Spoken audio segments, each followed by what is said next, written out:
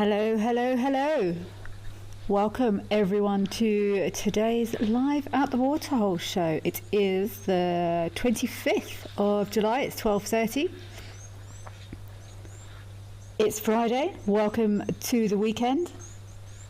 And my name is Kelly and I'm going to be with you for the next couple of hours, perusing these fabulous cameras and everything they have to offer.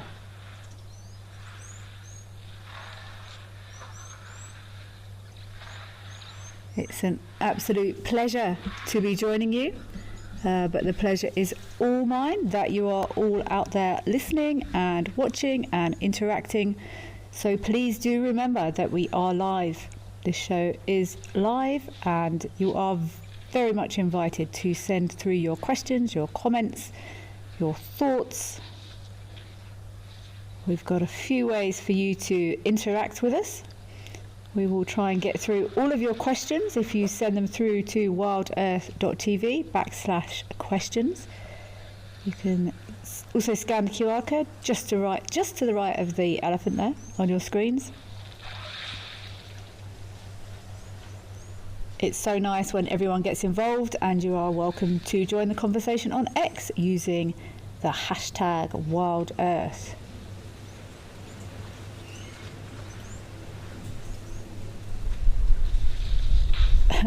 This giraffe is trying to sort of muscle in here. So please do send through your questions and comments via WhatsApp on +27 786 302 336. We all love to hear from everyone that is out there, where you are joining us from. Any burning questions you have, I will definitely try and answer them. But as any regular participants will have learned, I am far from knowing all the answers, but this is a great learning opportunity for everyone. And before I forget, I'm very excited to hear everyone's feedback today on, I think the end result was, what bird or animal would you want to permanently change the name of, and what would you change the name to? We had someone changing Varro's eagle owl to a disco owl yesterday due to the pink eyeshadow. Loved it. I couldn't think on the spot yesterday, but I have very much now decided on two animals whose names I would love to change. But I want to get some of yours through first. Mercedes Bean, greetings, Wild Earth crew and chatters. Happy Friday. Happy Friday to you too, Mercedes Bean. Fuzzy Dunlop, hello. Thank you for joining us. Happy Feline Friday to you too.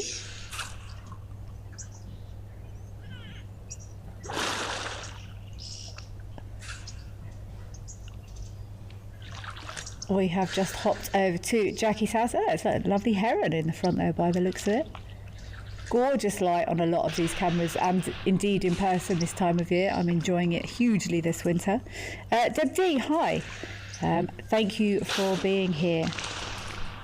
It's always a pleasure to have you joining us for the show. Mr. Elemental, hi Kelly, good day from Western Australia. Good day back to you, Mr. Elemental. Thank you so much for being a part of the show. So yes, everyone, I want to hear what animal or bird name you would change, and what would you change it to? There's some very loud oxpecs on there.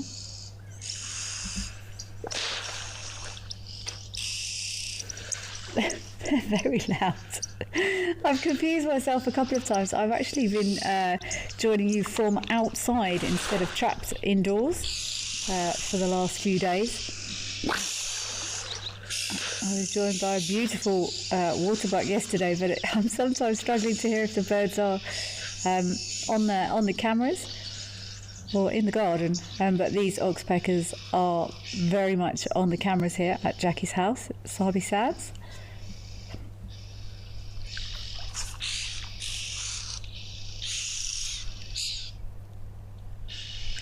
Fairly sure that's a grey heron there. I'm just looking to see if I can see that full black cap, which would make it a black-headed heron. See, that's sensible. That's a sensible bird name. Don't even get me started on bird names. I haven't even picked a bird name to change because it's too difficult. Two herons look similar. One is more grey. Well, they're almost the same colours. But there's a grey heron, and then the one with a completely black head is a black-headed heron.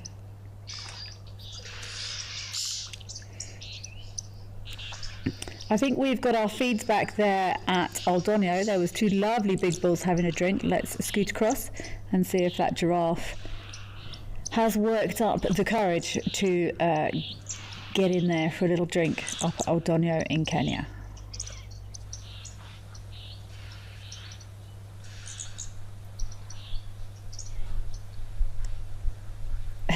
Not quite by the looks of it.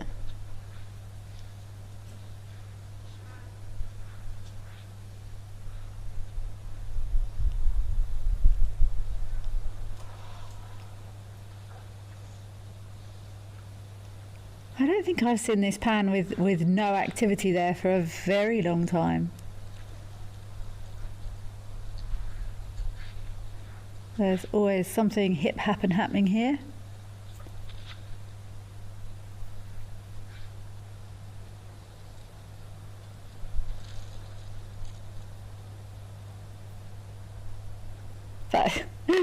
That giraffe is drinking. I can see those legs gone down, but you can just see one giraffe leg sticking out from either side of the elephant leg. There's not many things that could block a giraffe, but an elephant is definitely one of them.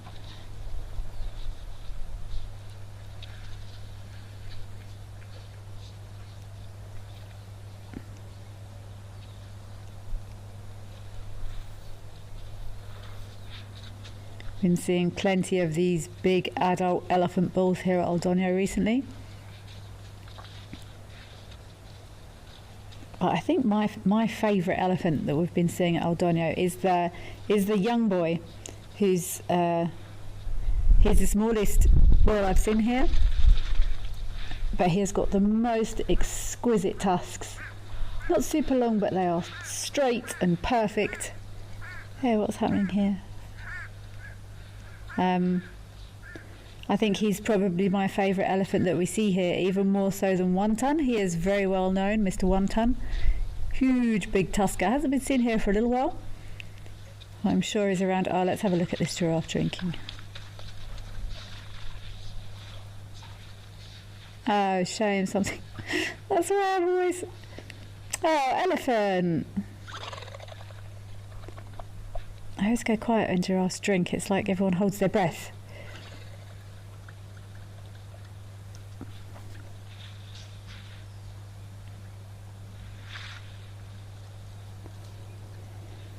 Fuzzy Dunlop. I have not seen One Ton this week. I think there was a day I wasn't here. I'm not sure if he appeared that day, but I haven't seen him for a little while now. But I'm sure he'll be back. So, oh, this elephant's grumpy today. Look, he's chasing the zebra as well.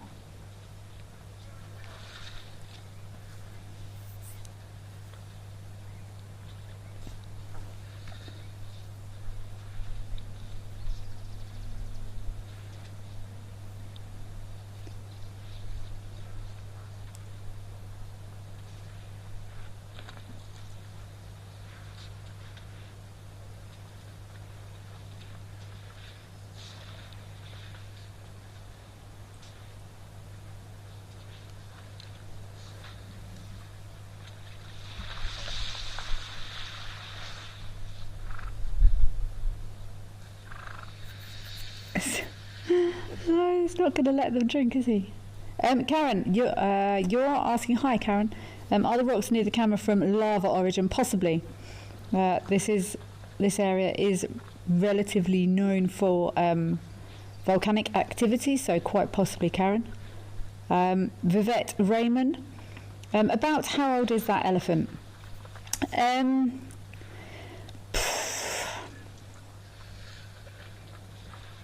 44. That's a massive guess. Maybe a little bit older. I find it, Vivette, actually find it quite difficult to age elephants or age any animals from that matter. They're babies, they're juveniles, they're adults, they're sexually mature adults, and then they look elderly.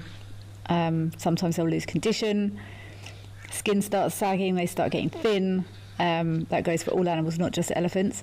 But the time in between from an obviously sexually mature adult animal to when they start getting old, I find quite difficult to gauge. So this elephant, definitely a nice big mature adult bull,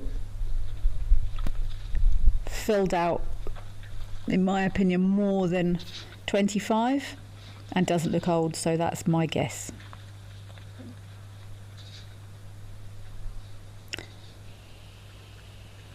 Oh, brilliant. We've got some name changes coming in. I love it. Raw. You would change the brown-headed parrot to lime green parrot. I love that. Lots of colour defining. It never ceases to amaze me how wrong so many naming things get. There'll be a tiny red spot of something and it'll be called the red something. It's like, maybe it should be called the red spotted something. Mr. Elemental, maybe changing the very unkind warthog to maned pig. I quite like that one as well. Warthog is a little bit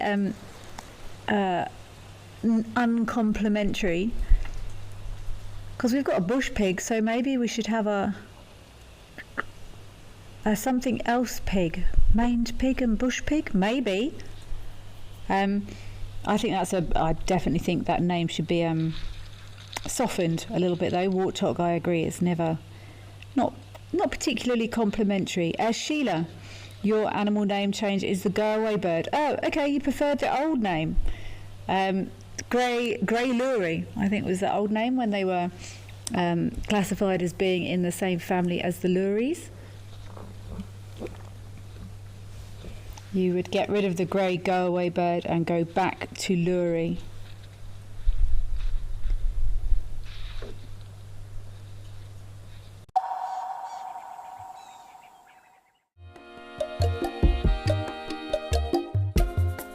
My name is Amy, and today we're going to be doing things a little bit differently.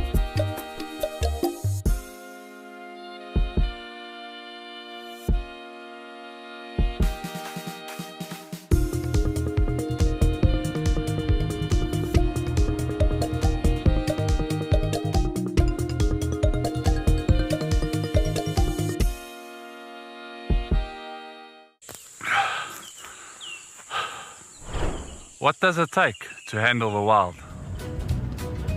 Balance. Determination. Focus.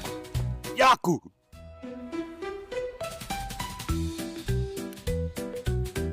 And gear that can take a beating so you don't have to.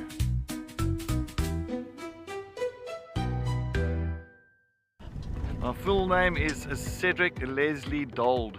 The best driver at Wild Earth, it is me. I believe I'm the best driver. I think so because I've... Best part of my job, I say, is just to try and look out for these animals, track them down. I love tracking animals. I love looking for, fresh tracks, and if you can find them, it's just at the moment of accomplishment. If I wasn't a presenter for Wild Earth, I would be the drummer for AC/DC. Join our expert guides at dawn for a live, immersive safari as the bush comes to life. Found ourselves a chameleon, and look how he's changed colour. Every sunrise brings new discoveries. Pound for pound, a leopard is one of the strongest cats around. Ask questions, share your thoughts, and connect with nature live and in real time. Great excitement, great happiness. Start your day with adventure.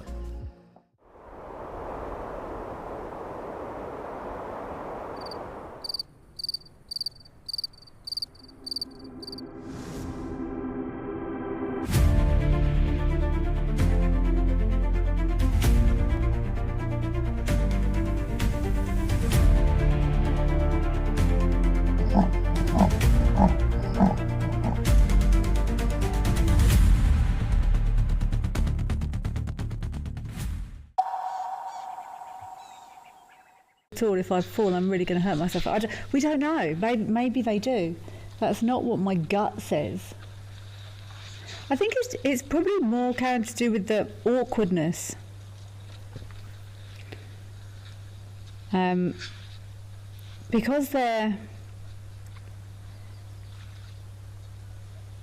so tall, they have to place themselves in a very vulnerable position.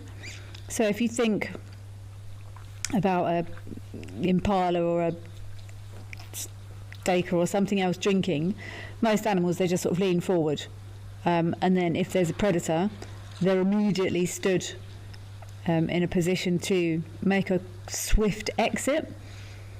But I think it probably comes because giraffe have to compromise themselves to drink.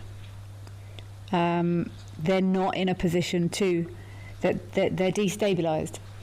It would be like, I'm going to come up with a ridiculous Kelly analogy now. If humans were doing, if a human was running and they had both their hands tied behind their back, they're going to run a lot more carefully than they would if they did not have their hands tied behind their back, because they wouldn't be able to quickly break their fall. Something like that. I think it's got to do with the fact that they compromise their position and their physicality when they're drinking. But who knows?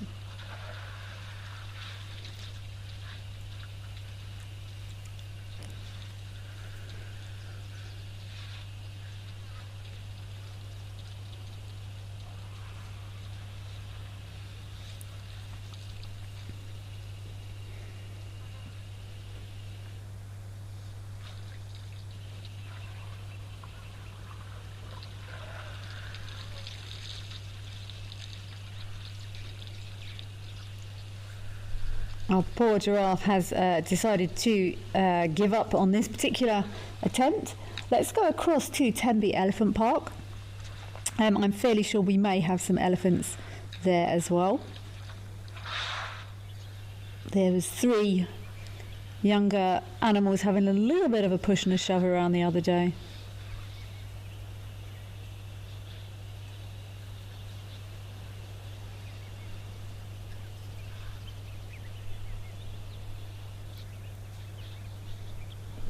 Penelope Kenyon, hello. Thank you for your participation in my interesting activity. You're going to go Egyptian for your new names. Lovely. Sobek crocodile for the Nyan crocodile. Sobek, I'm not going to lie, I don't really know what that means, but I think that's a lovely phrase, and I fully support that one. Thoth bird for Hardida. I like that one as well. Cheeky Babby Monkey for Vervitz, and another for having a grey Lurie reinstated. I hope the bird naming facility board are listening for all these hard shouts for the reinstating of grey Lurie. But I like all of those, Penelope. I think they're great. I think my favourite is probably Thoth bird, if that is indeed Thoth, if that is indeed how you pronounce Thoth.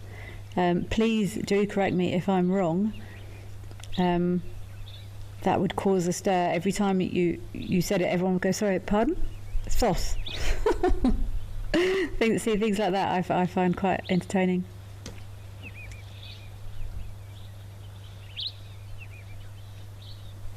Mr. Elemental, you just found a snake that should keep its name the rhombic egg eater. You see, that's a great name. I agree. There's shapes, rhombic shapes. They eat eggs. Makes complete sense to me. Karen,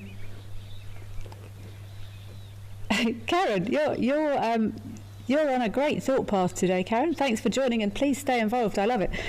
Yeah, absolutely. Karen, you're asking, would any wild animals ever throw up? It's not an odd question at all, and never stop wondering. Yes, they would, very much so.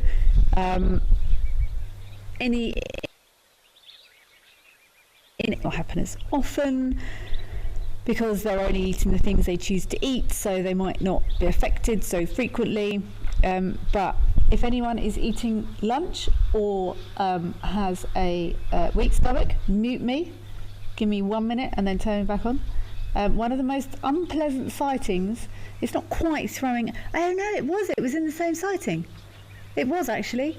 I watched a lion chewing on, I think it was some stomach, and he would swallow it a bit and then sort of go and bring it back up again and chew it some more.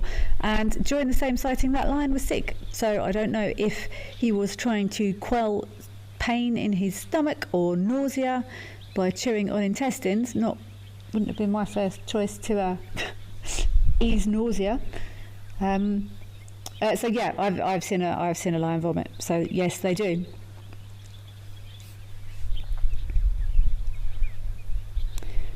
Oh, Mr. Rutt. Okay, I'm just gonna wait if anyone muted me.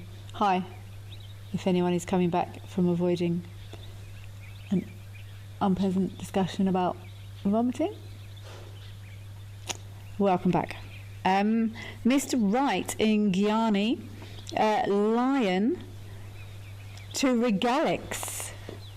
That's quite a good one, because they are quite regal at times, aren't they? Especially if they're that posture when they sit and look regally into the distance or into the sunset. Or regalix or regalix, depending on your pronunciation. Mr. Wright Guiani, it's your name. You can pronounce it however you want. And cheetah to velox, emphasising their incredible speed. Velox. That sounds like a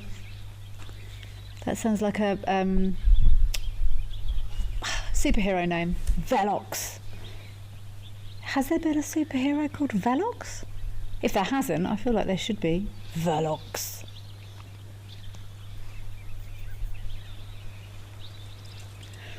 Well, I think this elephant is dusting himself there by the looks of it, and it always interests me how individuals often find the preferred piece of area to dust in.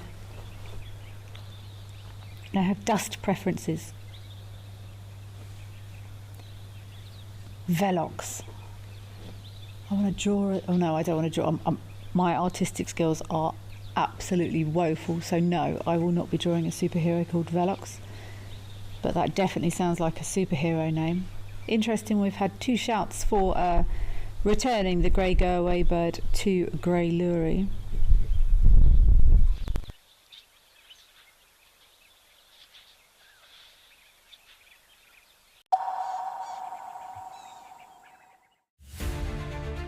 I met this remarkable rhino bull, whose name is Samson, last year in a place of extraordinary beauty, history and story. I'm going back there to see him in October, and I think you should come with me to his mysterious mountain fastness.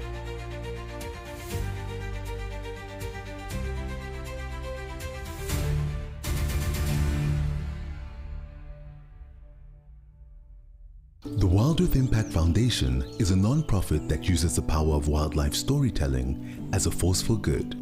We create sustainable development projects that showcase conservation stories, empower people, and inspire environmental action.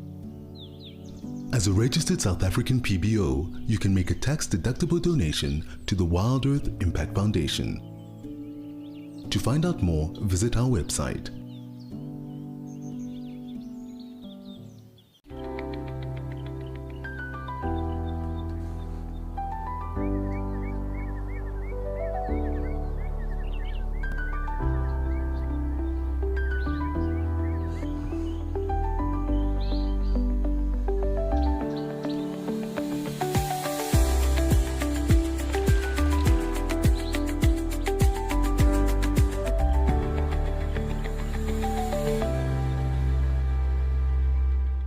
Join our expert guides at dawn for a live, immersive safari as the bush comes to life.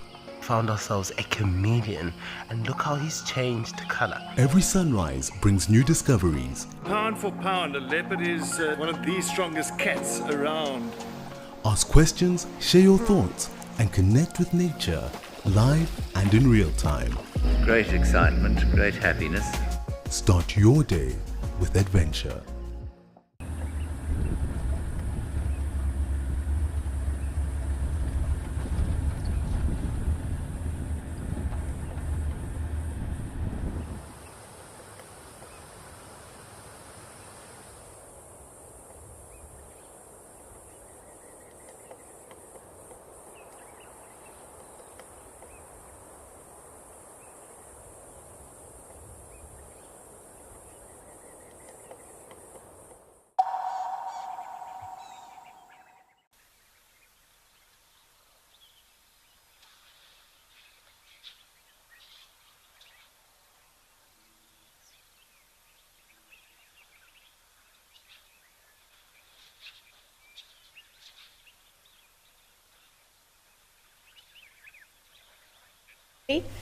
A little bit of tech going on.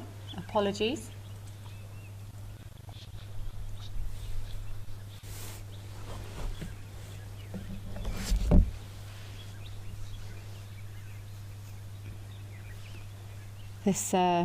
This big bull having a blast here in the sand. I'm sure he's probably had a spray of water. Oops, sorry, I just banged the microphone. Probably had a spray of water and is now finishing off with a nice dust spa.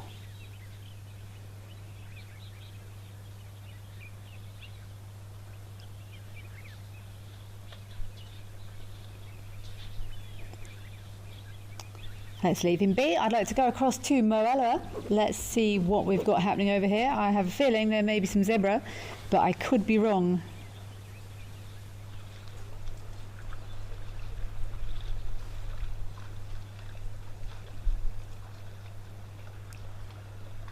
We do. We have some zebra.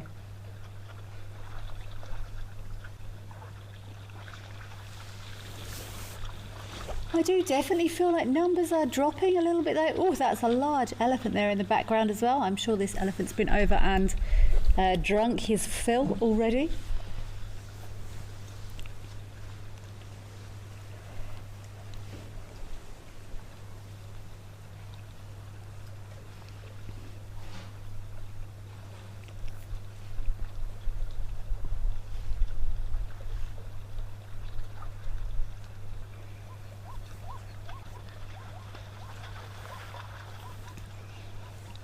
And I do enjoy watching animals move in this single file. There's a reason for it. Firstly, it's normally the line of least resistance.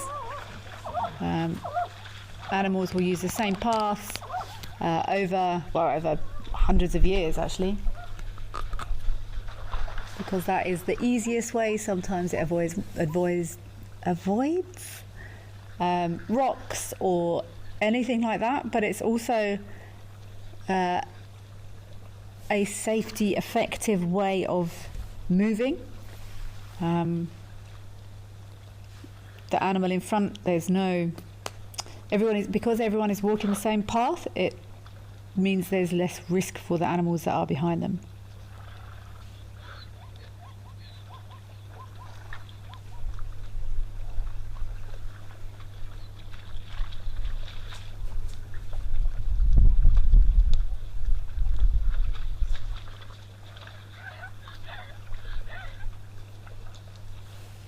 And you can see game paths will be worn through areas, and they often get wider as they get closer to water.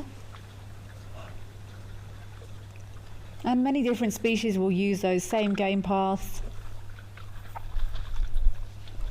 And I think it probably just is that undulations of the ground, avoiding, I mean, there's not many trees here, but through the bush, you know, they will walk around a stump or around a log, or they might avoid a dip in the ground in case they have to run on the path, because uneven ground it's not as even.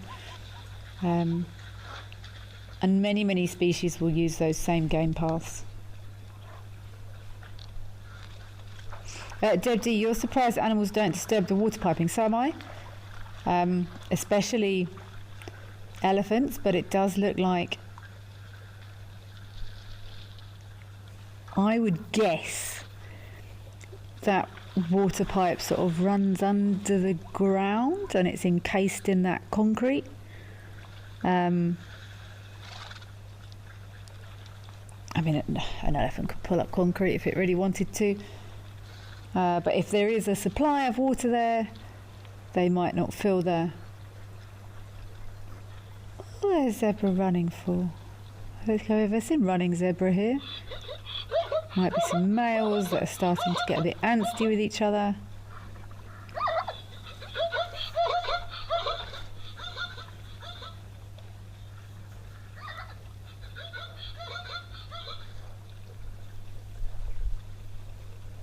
Someone asked me a while ago, do male or female zebra vocalize more often?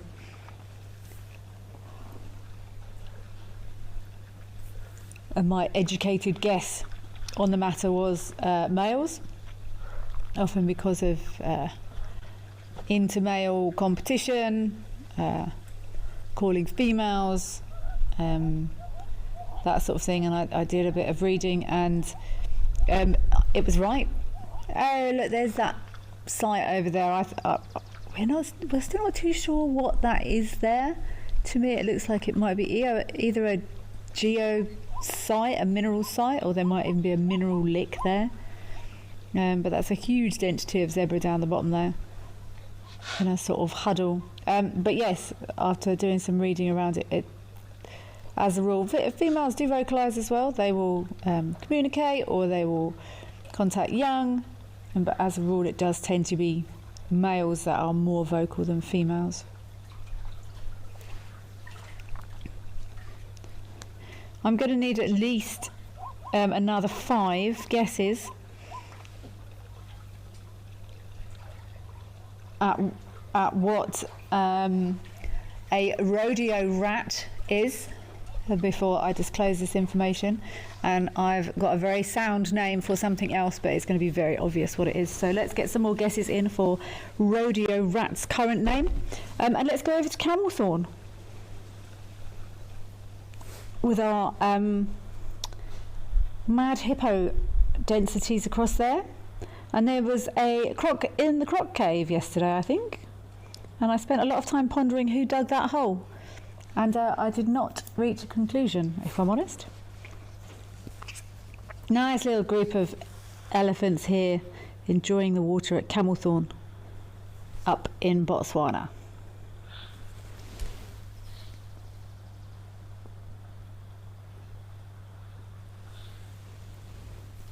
Please send your thoughts to wildearth.tv/questions.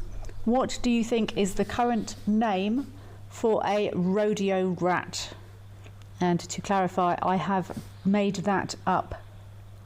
It is not a real animal name. But yesterday we were having long discussions. Someone asked what animal should be renamed on a permanent basis and what should it be renamed to. So I've thrown it open to the floor, so to speak. And I've come up with 2. Rodeo rat.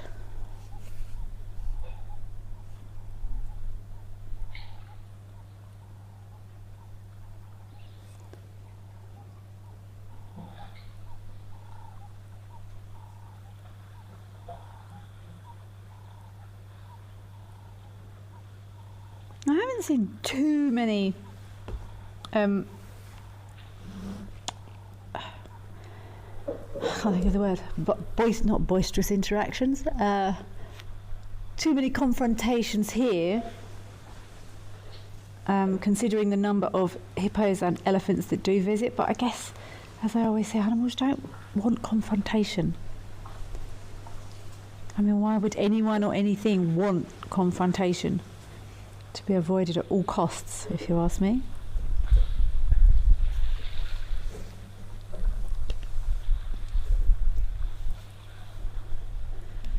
Oh, those zebra are off.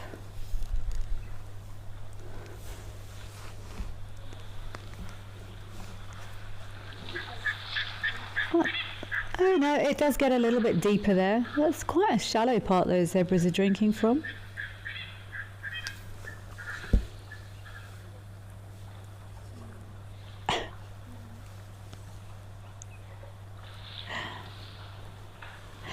Penelope Kenyon, rodeo rat is a small town girl at a rodeo. I've never even thought of that. That's not what I was referring to. I'm renaming an animal, an African animal, and that is the name I have decided they should be. Nothing to do with small towns in any way, shape or form.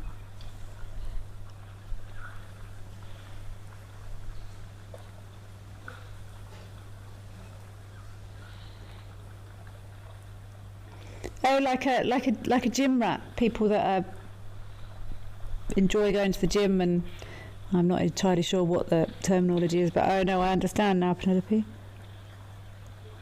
Penelope, I think that will cover it. Thank you very much for your input, but no, that's not what I was referring to. You have to guess a rodeo rat. Nothing to do with small towns. Ah, this croc, I'm assuming it was the same croc, was in here yesterday with a fairly nonchalant, what is that? I can't see what bird that is. Some sort of plovery type bird by the looks of it. A very nonchalant plovery type bird.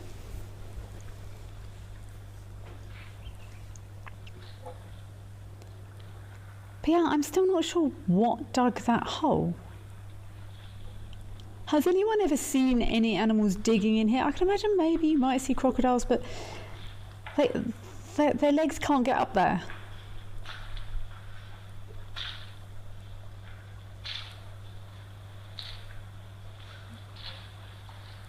Too big for a warthog, too big for a porcupine.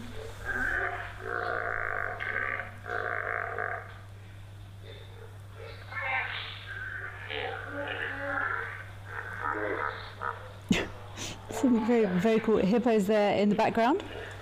But yeah, Croc is enjoying that croc cave by the looks of it.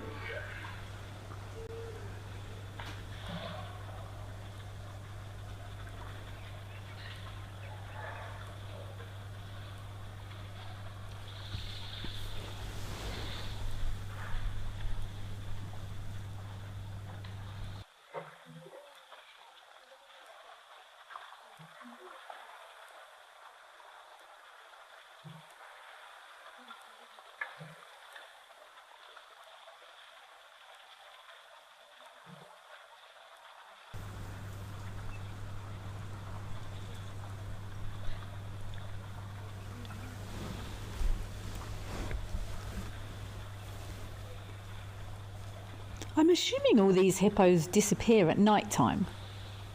They must do.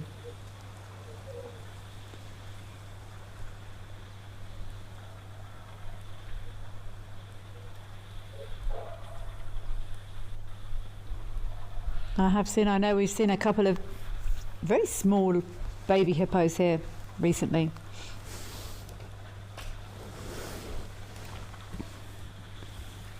It's actually really nice to get to see them out of the water, because so often this is the view we get of hippos. Sometimes we just see tiny little noses sticking up, but we've had some lovely views of young ones out of the water recently. A little bit of discussion going on at the back there by the looks of it.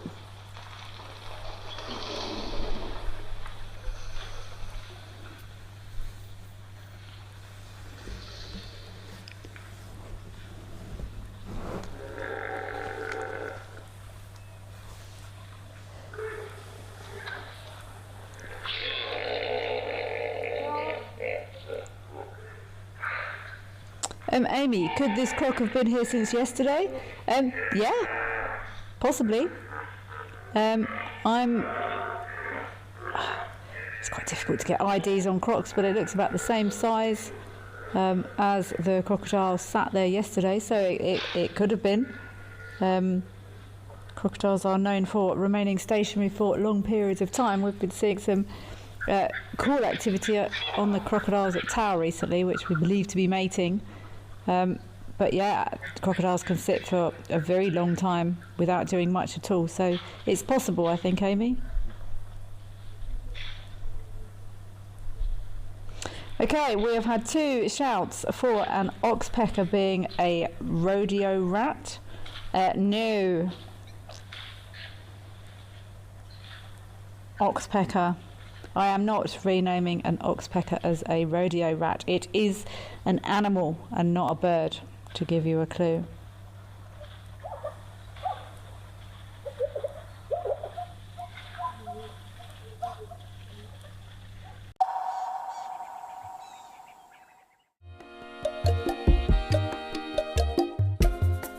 My name is Amy, and today we're going to be doing things a little bit differently.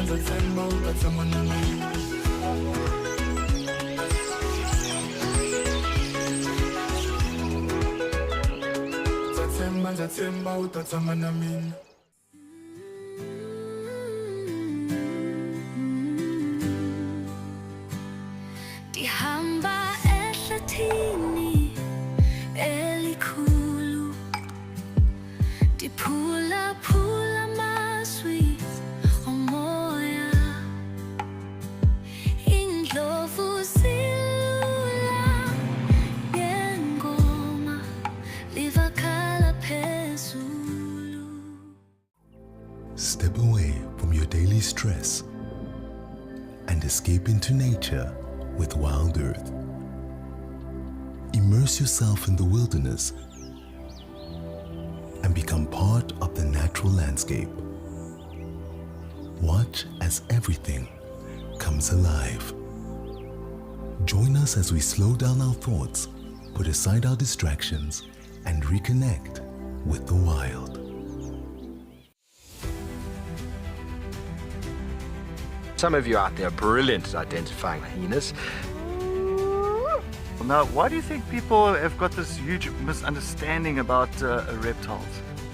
Right in front of me there was the face of an astounded buffalo bull. This is live and interactive, so everybody, if you have any questions and comments, please do send them through and let us know what you would like.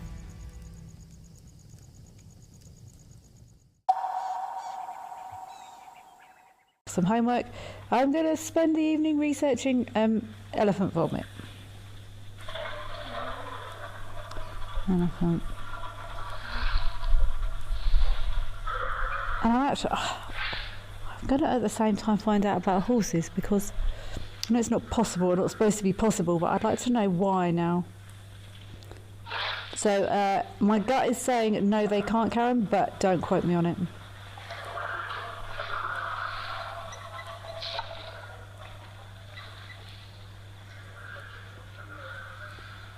Mr. Elemental. Wow. You guys are on fire today. Does that croc back into the croc cave or turn around inside?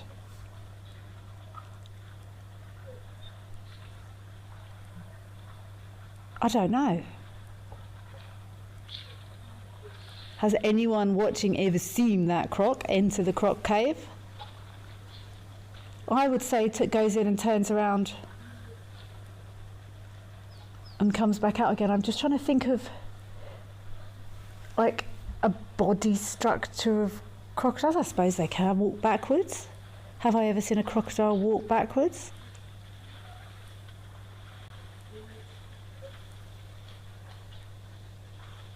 Can all animals walk backwards? I don't know. I don't know the answer to that one either, Mr. Elemental. And Dibdy, you're saying it would be quite interesting to see him back in. I don't know. I wasn't there, but now I've gone all the way down a rabbit hole of, are there any animals that can't walk backwards? I'm sure there are, but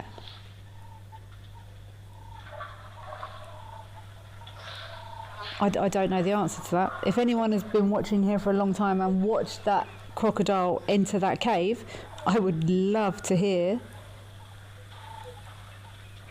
how he got there. And this rodeo rat better be good. Oh, it's good. It's good. I need a couple more guesses. Oh, Penelope Kenyon. You're saying a male squirrel that's looking for ladies. No, that is also not where my rodeo rat is coming from.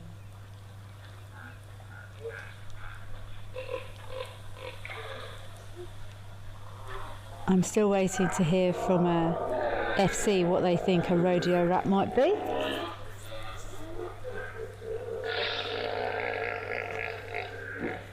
Oh, lovely. I'd be super keen on that. Someone said if this crocodile was still here from yesterday. Let's go to Shalati Sunrise. There were some buffalo at that beautiful camera on the river there. Leave these elephants and see if our buffalo have relocated anywhere since yesterday. I think that crocodile went in and turned, to be honest. There's enough space in there. So we had 6 buffaloes on this sandbank yesterday. Oh, numbers have reduced. Very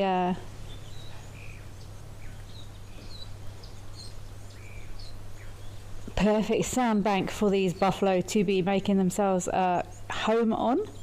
A home? It's not really a home, is it? It's just where they're having a rest. There were 6 males here yesterday. I thought for a moment there we were going to get there and all 6 were going to be in exactly the same place. They were just sort of taking it in turns yesterday to stand up and sit down again.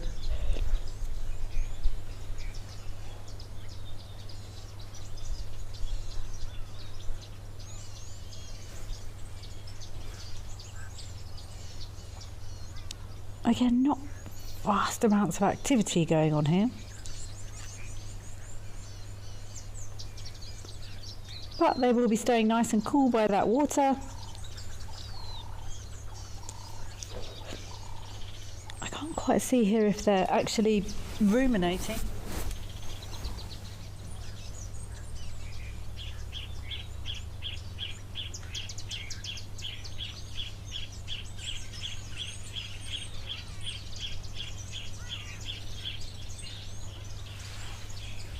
Ah, is that the other 3 there?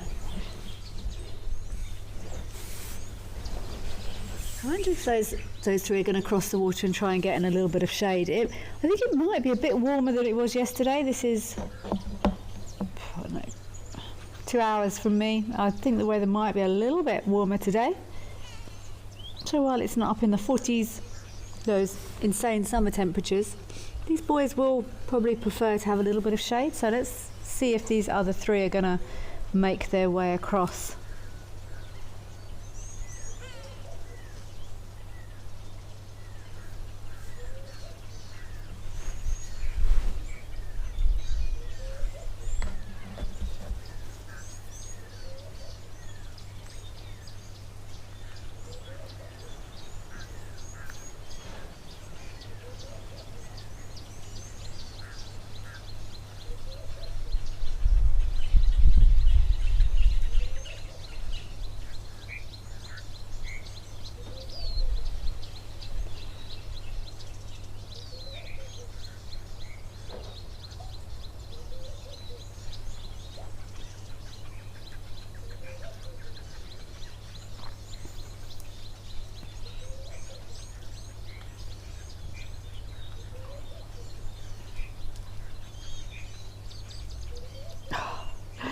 When you see these big old buffaloes moving slowly like that, it's very easy to forget how incredibly agile and powerful and fast these animals are.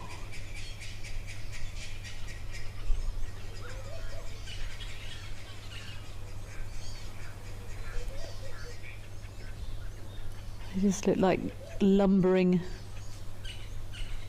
sedate cows, but they are incredibly mobile, let's put it that way. And once in a while you do get a reminder something gave those buffaloes a fright, they would be through that water, out the other side, through the reeds, as quick as a flash.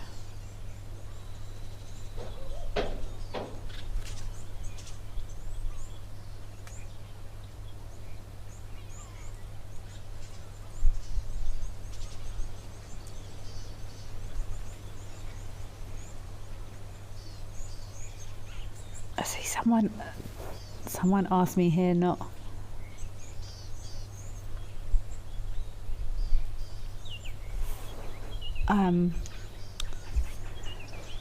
someone asked me recently, what if I could talk to any animal, what animal would it be and what would I ask it? I went for domestic dog, but I wanted to ask them, are you thinking about what's for dinner? Are you concerned about when you're going for a walk. Do you remember what happened 3 weeks ago? Those sorts of questions, and to try and establish, are these buffalo like standing there considering what to do, or are they just stood there?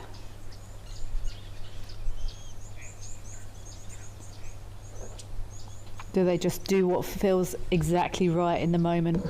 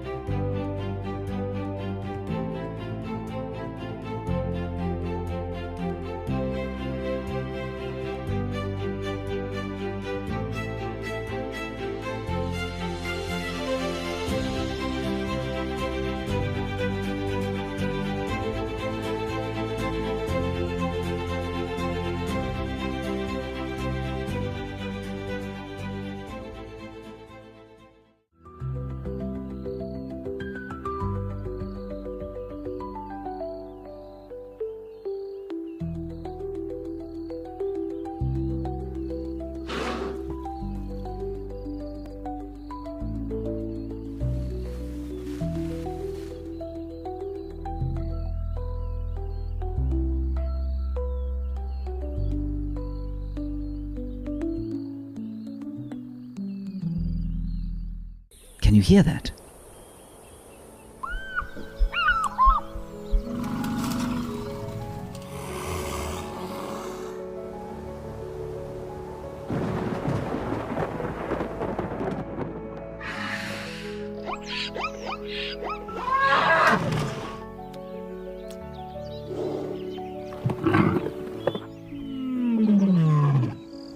The wild is calling.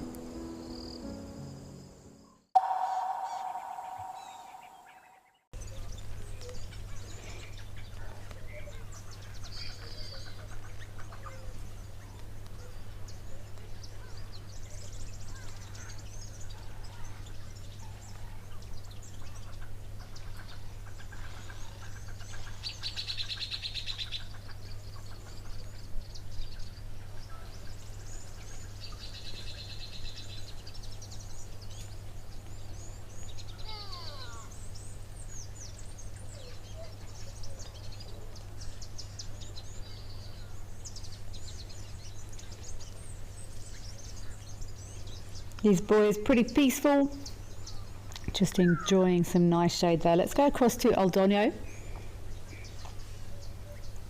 and see if we've still got our elephants there, and maybe if our giraffe has managed to get in to get a bit more of a drink. It's still very much blocked by elephants for now.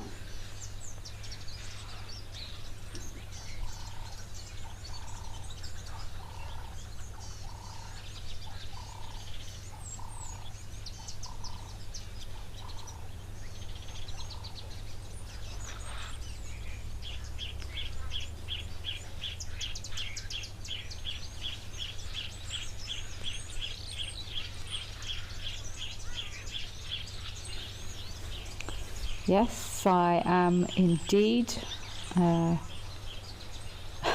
These elephants do look like they are using a little bit of shade here in the corner.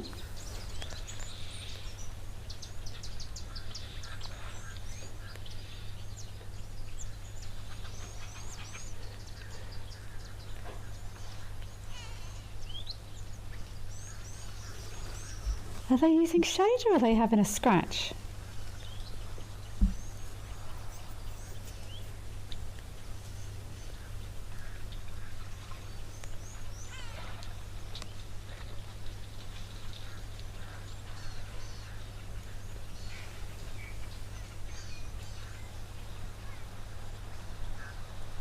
I'm assuming that's a pump or something in there. Is that a pump maybe? Where all those sticks are. I'm surprised it's lasted if there's such a regular flow of very large elephants here. I would have thought they would have used that as scratching posts or something. Is that... Maybe it's housing a pump or something in there. What's that boy doing? I mean, that elephant would just have to sneeze at that pile of sticks there, and the whole lot would be gone. Yeah, it looks like it's a man-made something in there, but I've seen man-made things with very regular elephant activity present not last very long at all.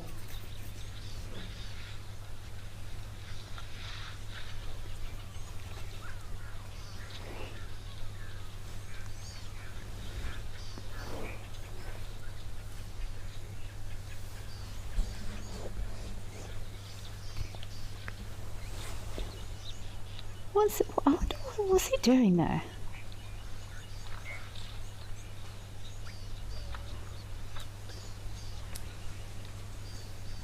We've got some brilliant guesses for my rodeo rat coming in now. Okay, Melanistic Marble, you're saying honey badger? Nope.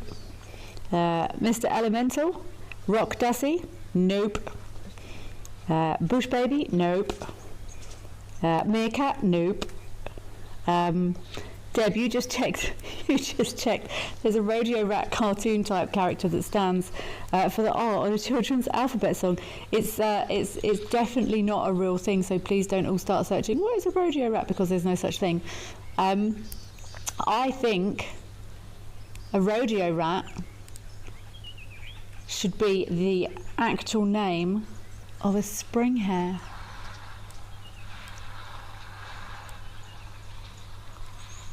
They bounce. And they're in the rodent family, the spring hare. So hare, for a start, is a silly thing to call them. And rodeo, try and stay on a spring hare when he is bouncing like a little tiny kangaroo. So spring hare, I think they should be called rodeo rats. But that's not official, it's not formal, and I've just made it up. Okay, let's go across to Serendella. I think we have some more elephants over there. I would love to see if we're going to get any elephant-buffalo based interactions.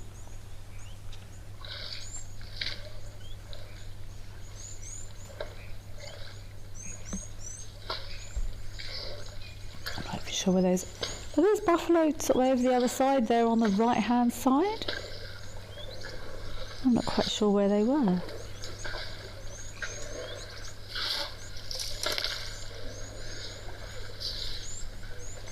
It's nice to see breeding herds. We constantly have bulls at Eldonio at the moment. It's nice to get a visual of some of these breeding herds.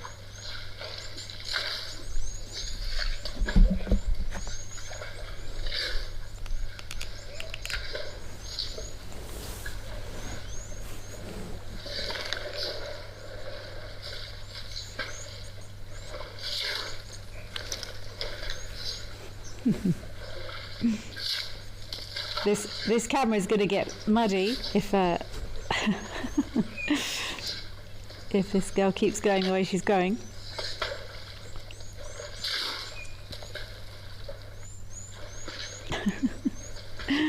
It is amazing the way they can cover pretty much every single spare space on their bodies with mud and water.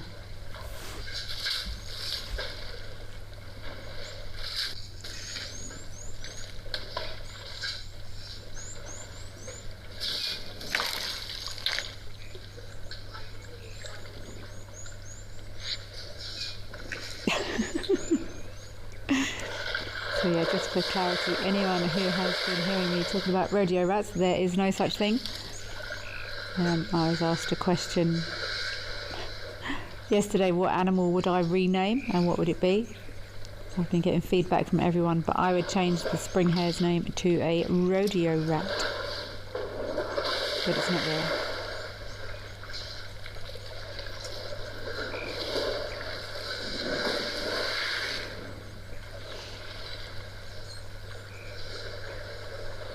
I've seen more elephants swimming and getting under the water in Thornybush than any other game reserve I've ever been in.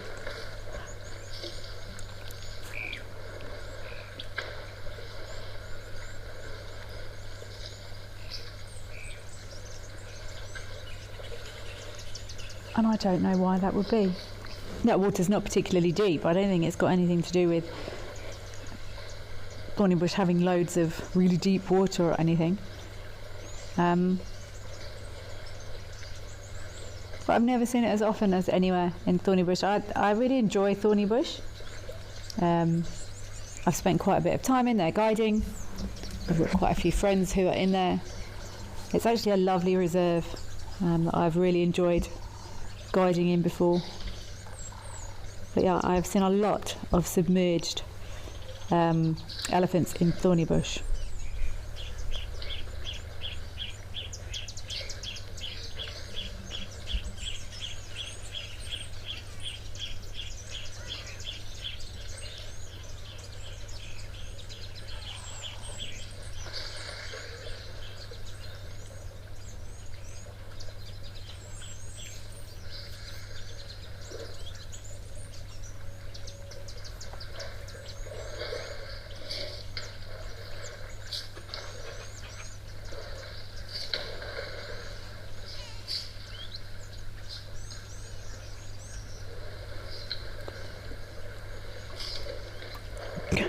Get these two running around.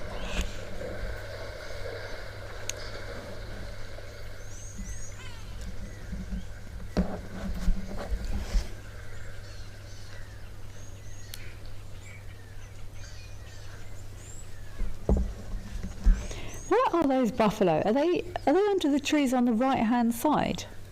There was a few big male buffalo here just now. I think they might be on the right there. Am I surprised they've hung around? Maybe not really. I suppose if everyone's leaving, everyone's to their business.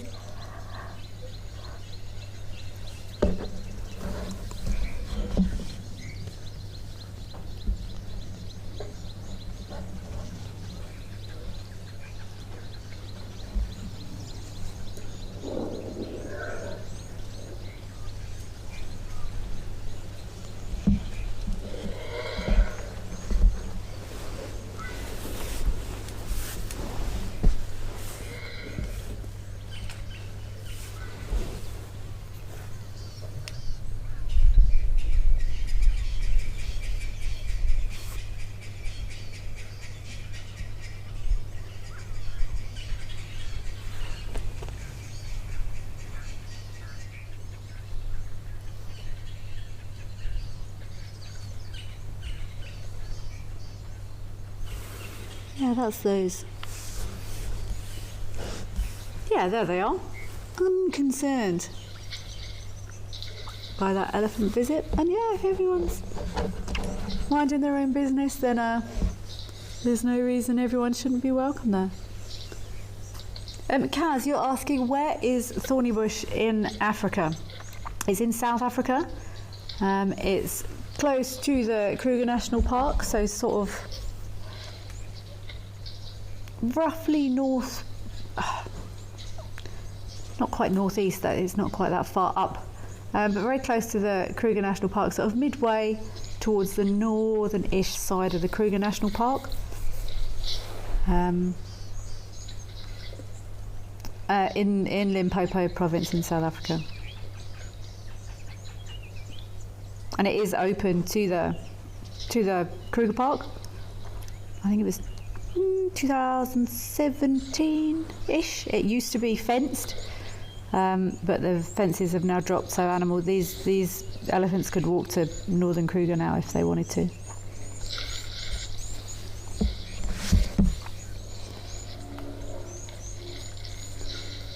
it's great that fences are decreasing, which allows for more natural movement, more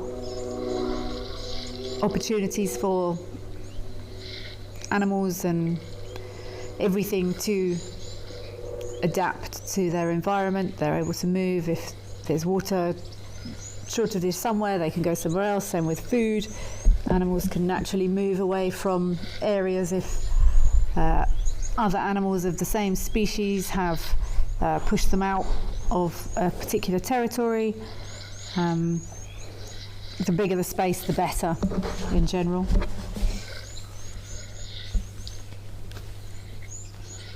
Rhonda, you're asking, do elephants use their tusks when they are fighting? Yes, they will do. In my opinion, they're primarily used for feeding. I mean, if you see this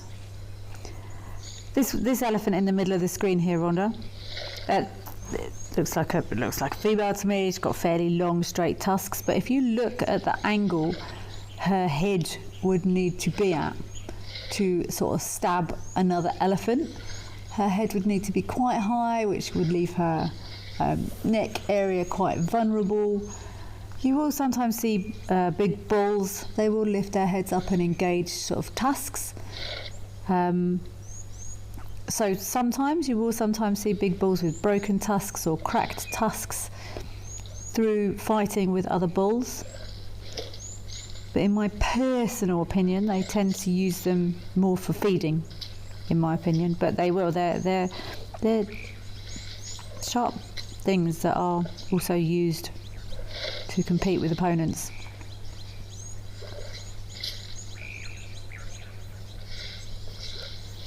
But as I often say, Rhonda, animals don't really want to fight if they can avoid it.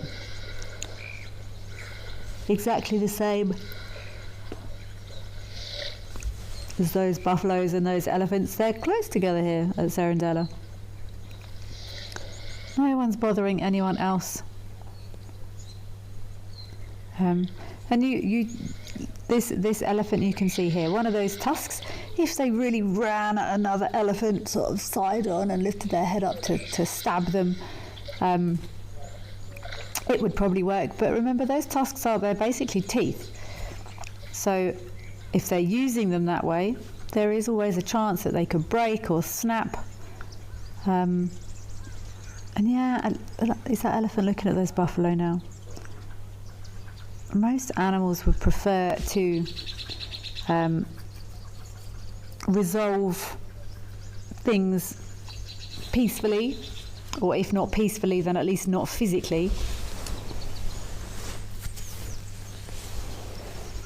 Because every time animals make physical contact in an aggressive way, there's always a risk of injury to all parties, which is not what anyone really wants. There is enough danger and difficulty living in the wild without adding to it if they can at all avoid it.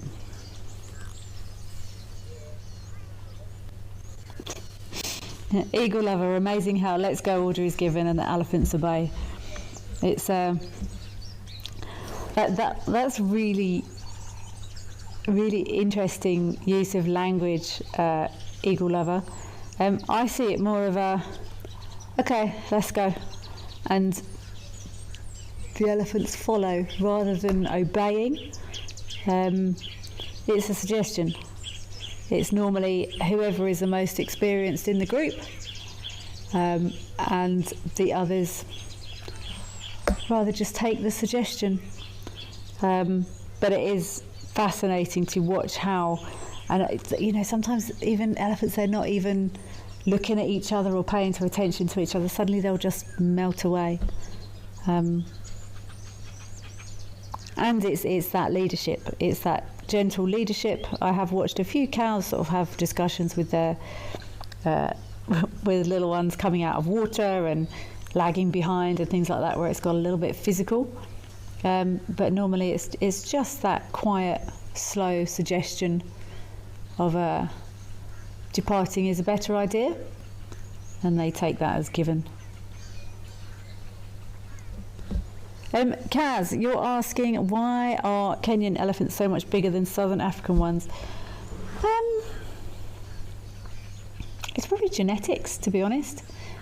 Size of things does have an impact on body form.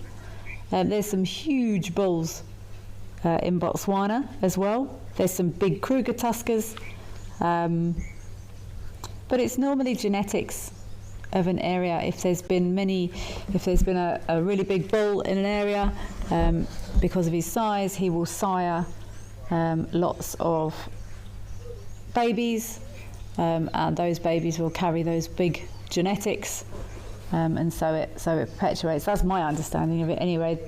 Things do sometimes are impacted on size by resources. So sometimes in an area where there's lots of food and lots of water, things are able to grow bigger, but then there's also the flip side, I believe. Sometimes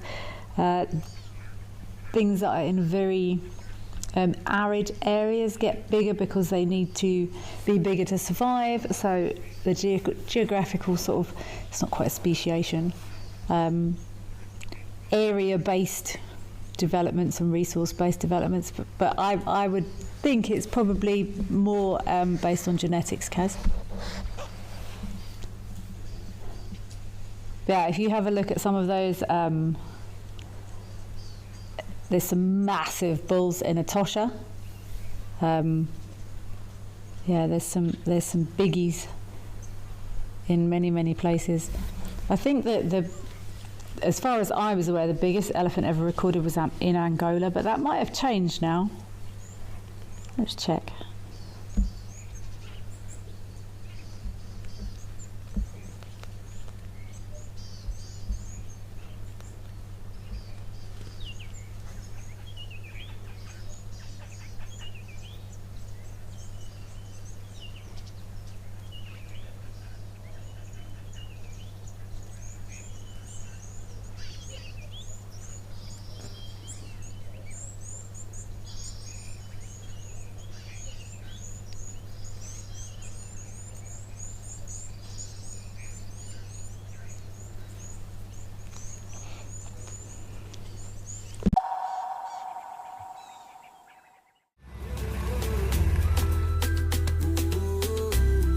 My name is Amy, and today we're going to be doing things a little bit differently.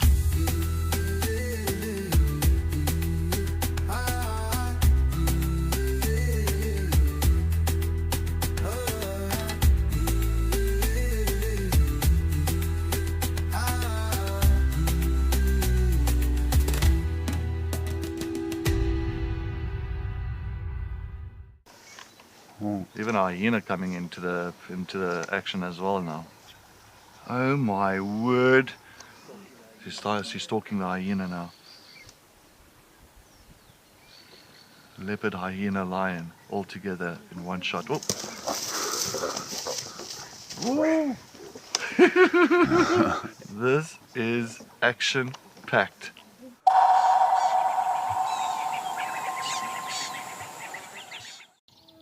I get to wake up every morning and go out there and look for cats. I get to create my everyday safari for myself. I grew up in the sort of central eastern suburbs of Johannesburg, fully qualified trails guide and a fully qualified nature conservationist. I love the wild places. I love being in the wilderness. It's probably one of the best jobs I've ever had and probably ever could have.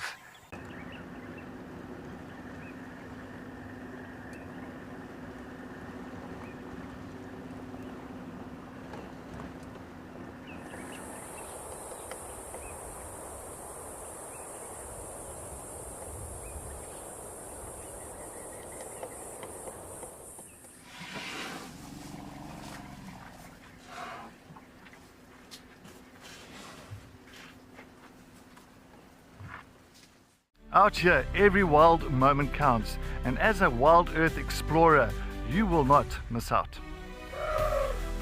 Watch the Wild Earth channel ad-free 24/7, and you can even rewind if you have missed out on something. Enjoy the behind-the-scenes video clips as well as fireside chat, or get the early offers on our travel experiences. It's the best way to stay connected and be part of the Wild Earth family.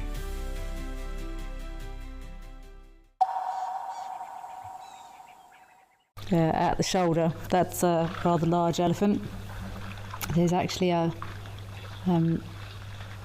elephant statue, not the right word, at the Letaba Elephant Museum. That's a big elephant as well. It gives you a real opportunity to get some perspective.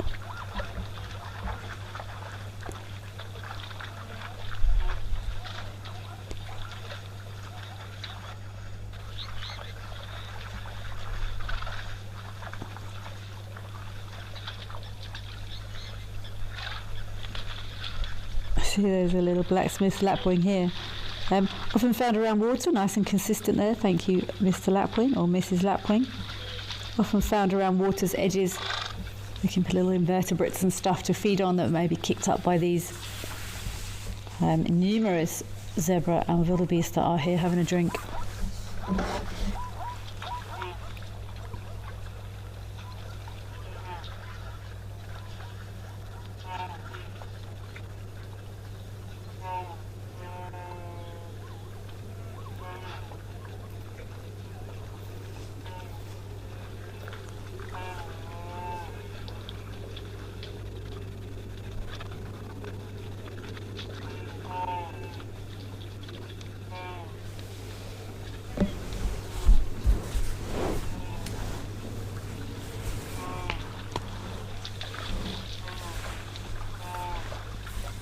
Quite a lot of young wildebeest here. I was wondering if they weren't on their own, but it does look like there's plenty of adults here as well.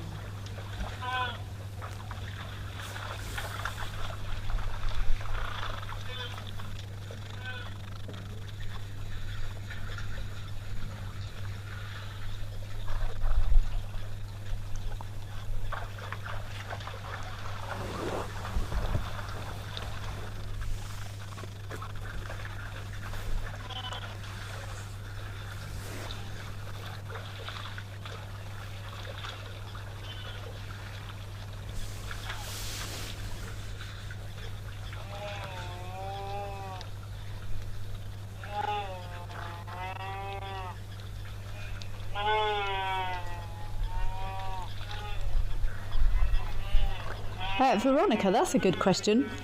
Which two herbivore hooves look the most similar? A little bit not happy there by the sounds of it. There's quite a few that look quite similar, in my opinion. Who's making all this noise?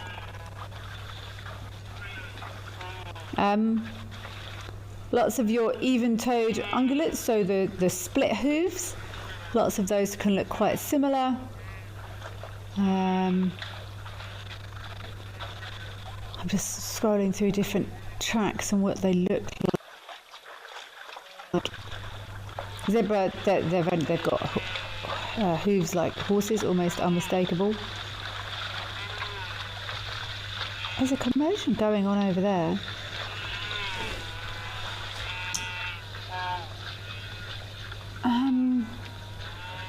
Waterbuck's hooves, they look quite heart-shaped.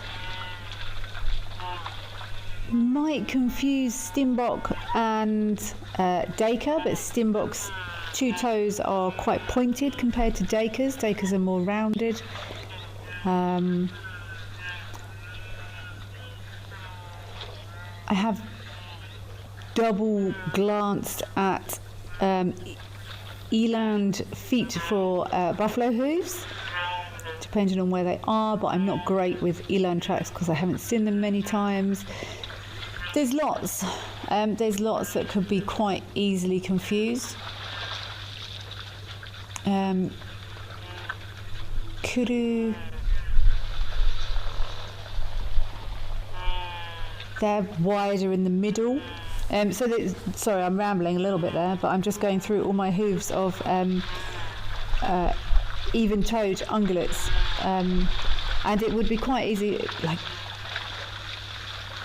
some people might mistake the back of an impala. There's a few, Veronica. Many even-toed ungulates could be confused with one another.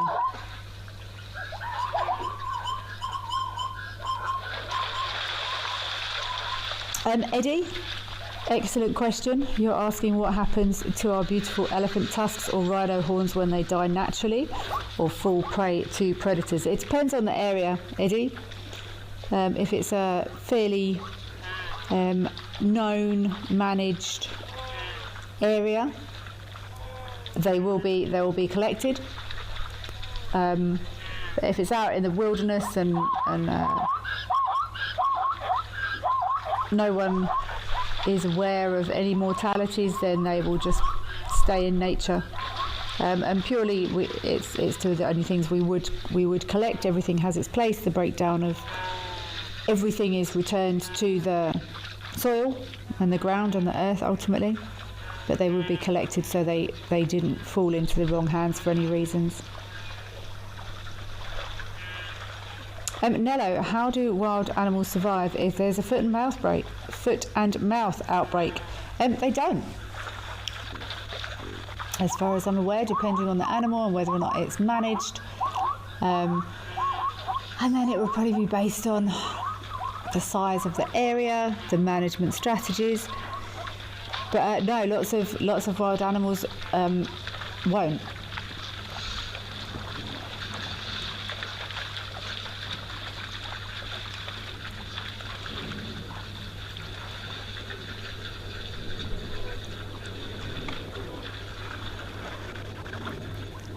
Oh, apparently we've got a beautiful scene at Oldonio. I would love to see what this is. Across at Oldonio has been providing us with many views of elephants, but I would love to have a look and see what we've got across there at Oldonio.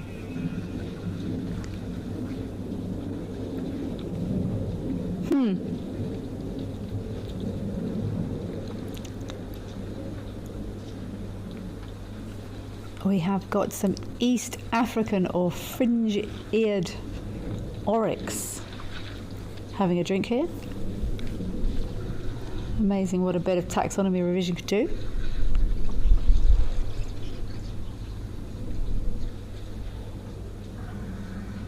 And some very amicable elephants allowing these oryx to have a drink for a change. There was one elephant here that was a bit fractious earlier.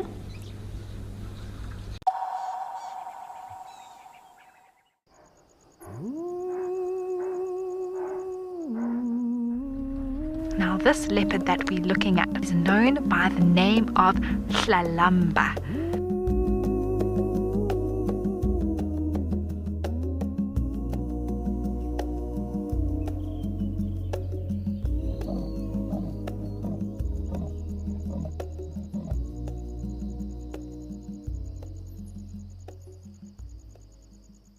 At Wild Earth, we believe every story has the power to create change. That's why we've launched the Wild Earth Impact Foundation, a non-profit dedicated to conservation and social impact. By showcasing conservation stories, we can change lives, protect nature, and empower communities. We have partnered with Empowers Africa to accept tax-deductible donations from US donors. Your donation will help fund critical programs that support our mission. Join us and be part of the change. Best sighting I've presented, I found myself with wild dogs. We chased the dogs around, chased them around. They ate an impala, we got the end of that. Then another impala went into Gowrie Dam down the road there, and the wild dogs went around. Eventually the impala came close to the bank. One wild dog went and grabbed it and then just pulled it out and just did what wild dogs do. It was an emotional experience, but it was very, very special. Welcome to Safari Spotlight. We'll be And you pretend like you're a salesman, eh? Got no idea what's going on this reserve. He's expecting the unexpected. Are we stuck down there? What am I trying to do? So we have another giant of Mabula. That was incredible. This is unbelievable. It's going to be a spectacular afternoon.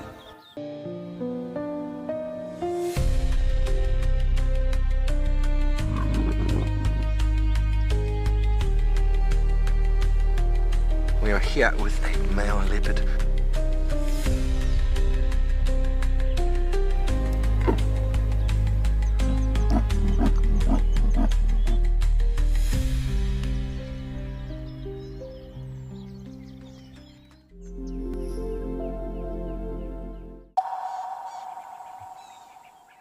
On the left? Is he going to get down in there and have a little drink, I wonder?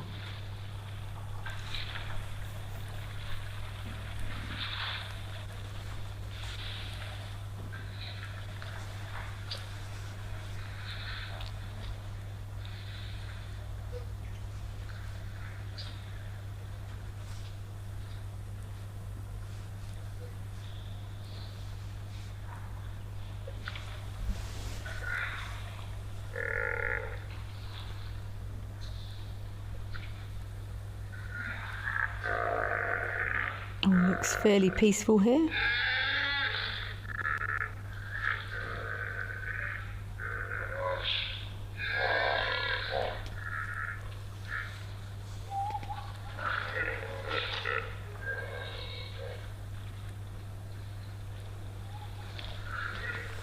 Annabelle, yes, it is indeed a privilege to be a part of these animals' lives. There's a nice little bit of bonding going on here, I think, or bonding, or at least communication.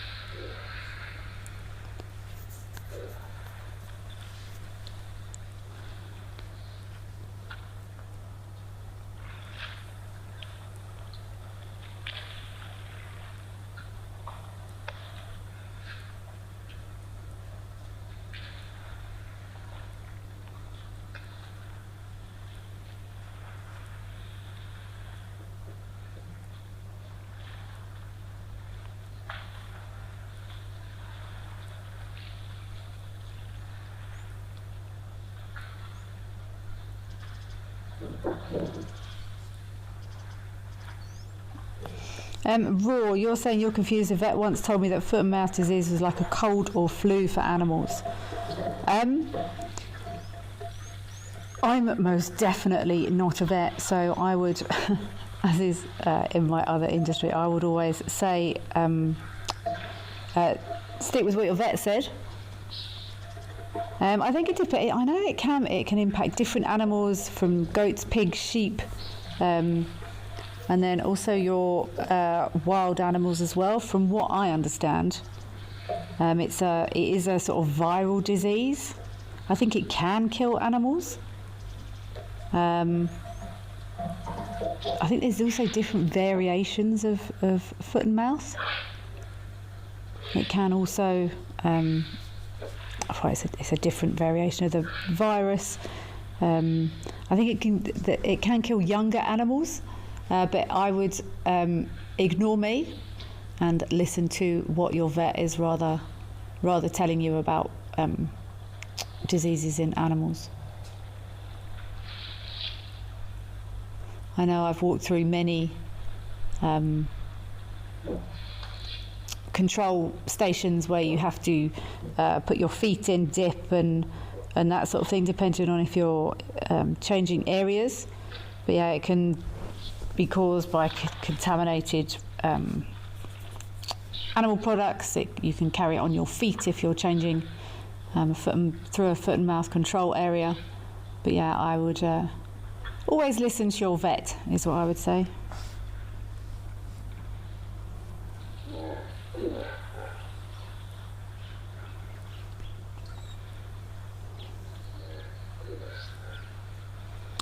Trixie Rose. A very sensitive question that I'm happy to read out, but I'm probably not going to answer it if I'm honest. You're asking, do you think that SA Nature Conservation should flood the market with collected rhino horns to force down their value? I don't know enough to comment one way or the other, Trixie Rose.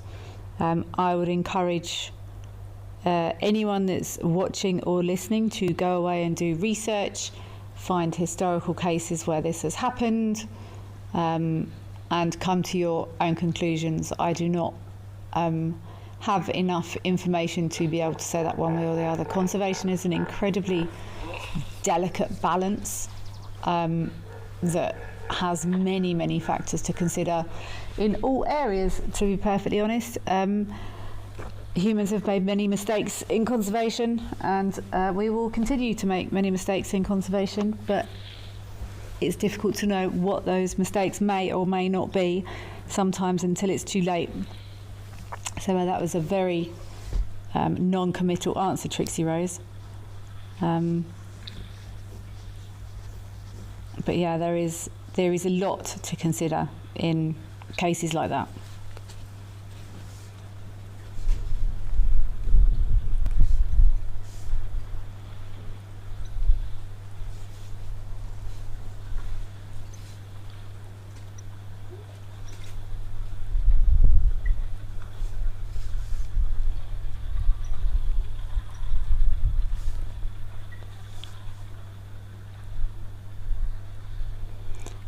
Are we close to that croc cave? Can we see if that crocodile's moved from that hole? It certainly looked like the same crocodile that was there yesterday.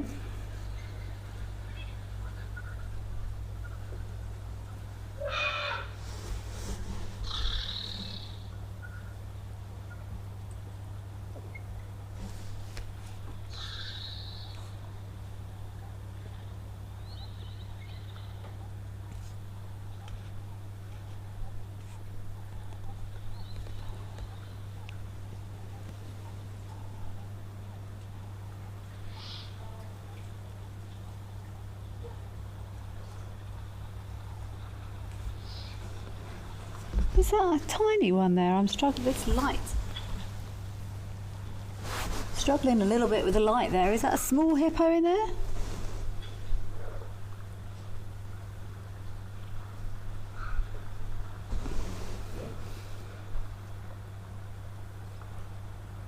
Ooh, ooh, ooh. Why are you upset, Zebs?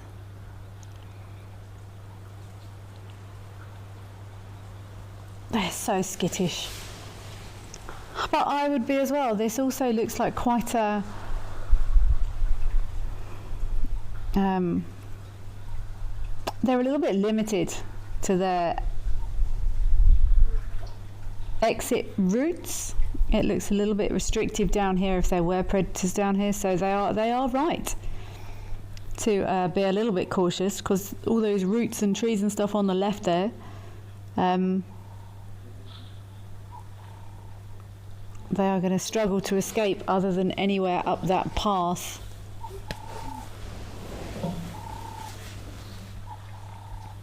If there was a predator down there, so they are indeed right to be a little bit nervous.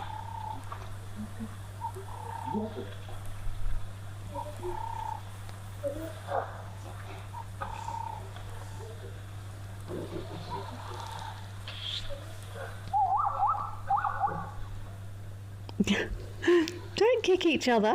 That's not going to help anyone. See that camouflage of all those zebras there, though? There's lots of them, but I would also struggle to pick out any one individual.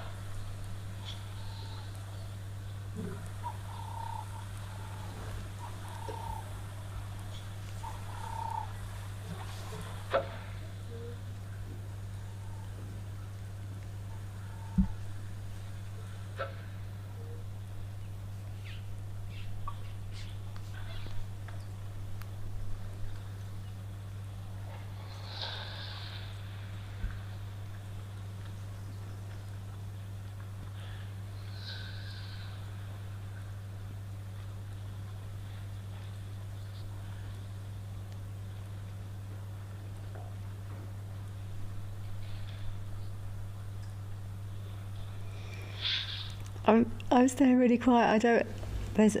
I'm worried that it's obviously not going to be me, but something's going to make all these zebra jump in a minute. They're very twitchy, and it only takes one of them to get a fright, and they all panic and run away.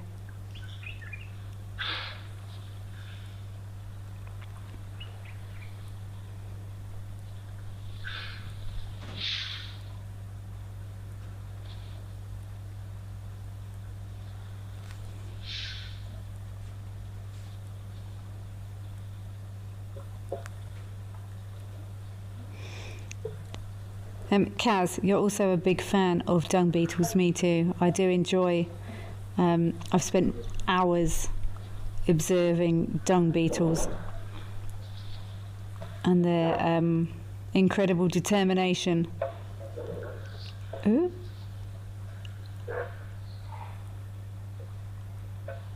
Watching them. And they do really important clean-up operations as well, actually. So it depends on the species and it depends on the area where they go in the dry months. Sometimes they're just inactive. Some, depending on the species, will pupate.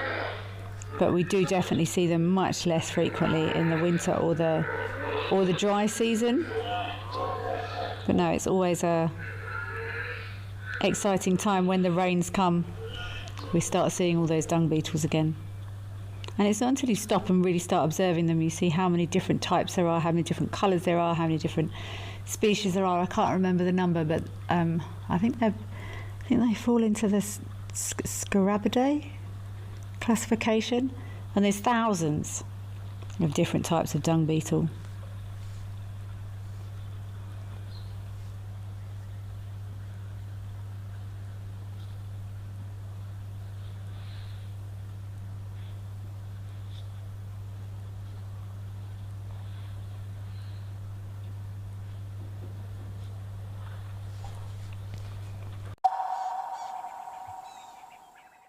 Join me for a magical safari to India, a wildly exotic land of tigers, temples and Kipling. To start, we'll head to Pench and then to Doba to look for the famed Bengal tiger, as well as deer in the dappled forests, sloth bears and countless birds. We'll stay in stunning eco-lodges that blend luxury with a light footprint. Our Indian adventure culminates in Agra with a sunrise visit to the Taj Mahal.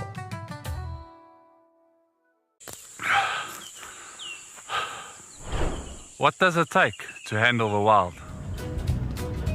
Balance. Determination. Focus.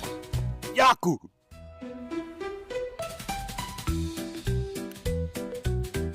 And gear that can take a beating so you don't have to.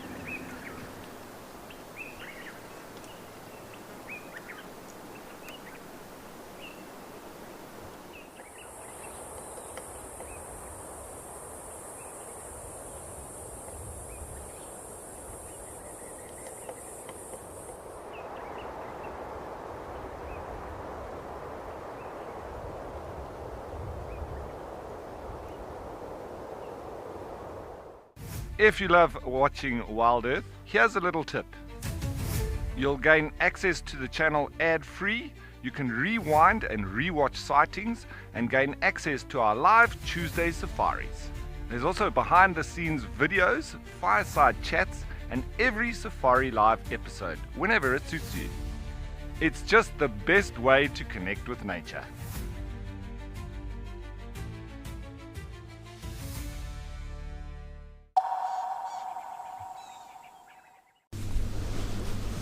Wow, look, they're flowing down.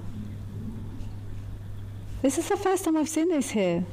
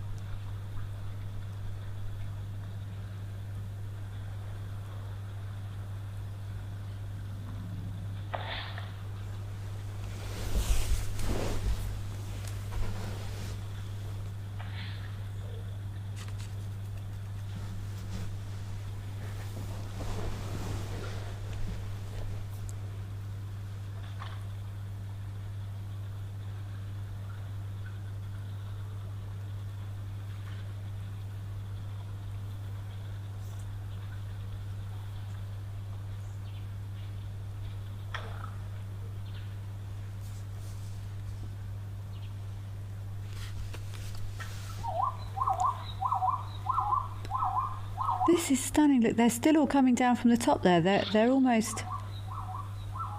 There's more coming down than there are leaving.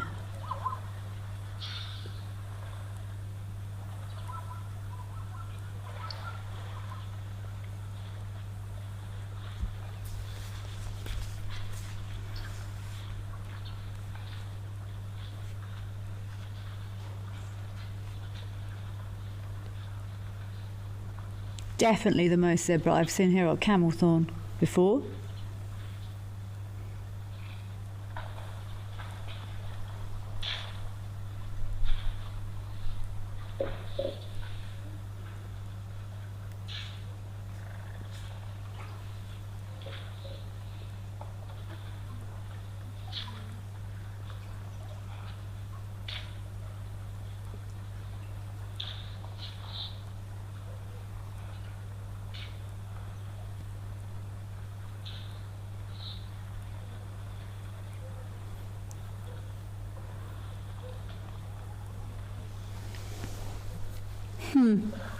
Look how they're coming down on the right and going back up on the left, it looks like.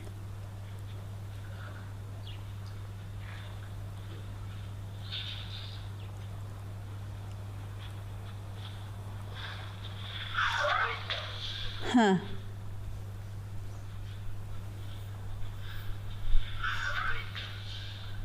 Brent, you're asking, are there any benefits for there to be this many zebra in one place at the same time? Safety, I would say. I would say there's safety in numbers. If you're one of 5 zebra or one of 100 zebra, you've got a much higher chance of not getting grabbed by a predator than if you are in a smaller group or indeed stood on your own.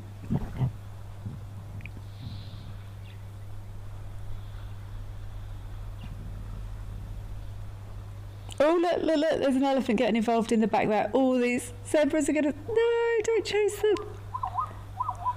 Eee. Look, there's an elephant coming down in the middle. Shame, zebs. No, man, they're all going to scatter. Ah!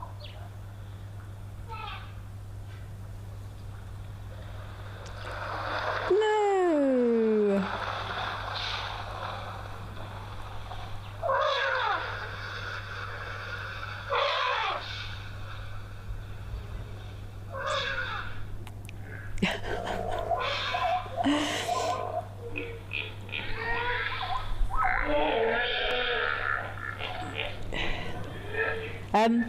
That would I would say that would be the main.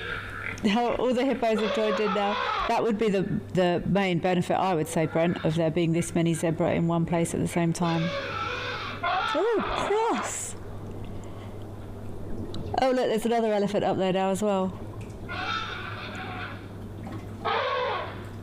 Like that other elephant up on the hill chasing them all around. Ellis, wow. No, I've never seen this. There has been lots of zebras at Moella recently, on the Brutetti there. But I've never seen this many zebra on this camera.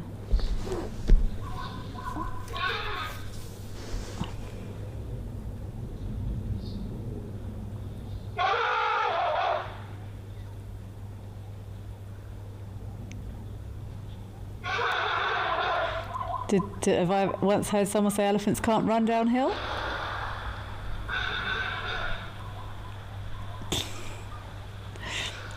Can elephants run downhill? There's your answer.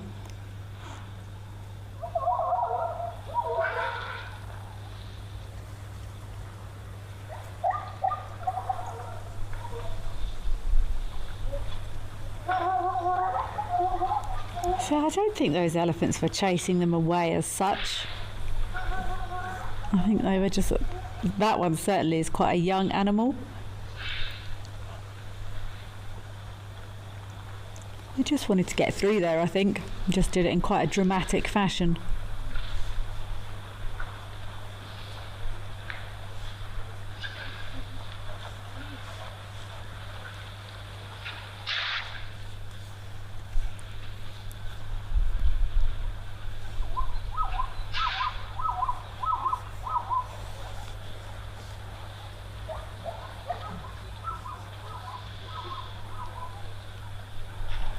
Amazing scenes here at Camelthorne, certainly the most zebras I've ever seen. Let's head across to Founders. The light has been beautiful at Founders recently. Let's see who we've got in that stunning light across at Founders Lodge.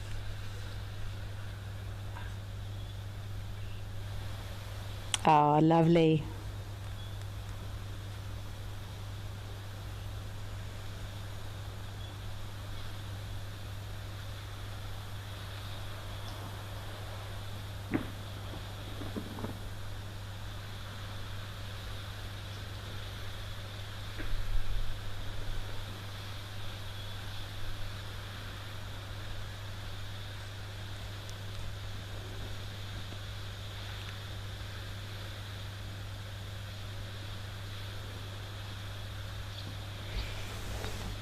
Looks like, is that mud on the camera there? I feel like there's someone splashed the camera there. Either that or is it my screen?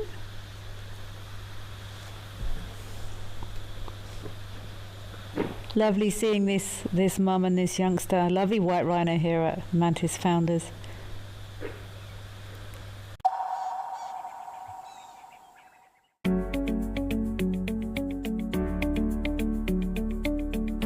Hi everybody, looks like we have just located on a beautiful leopardess known as Tlalamba.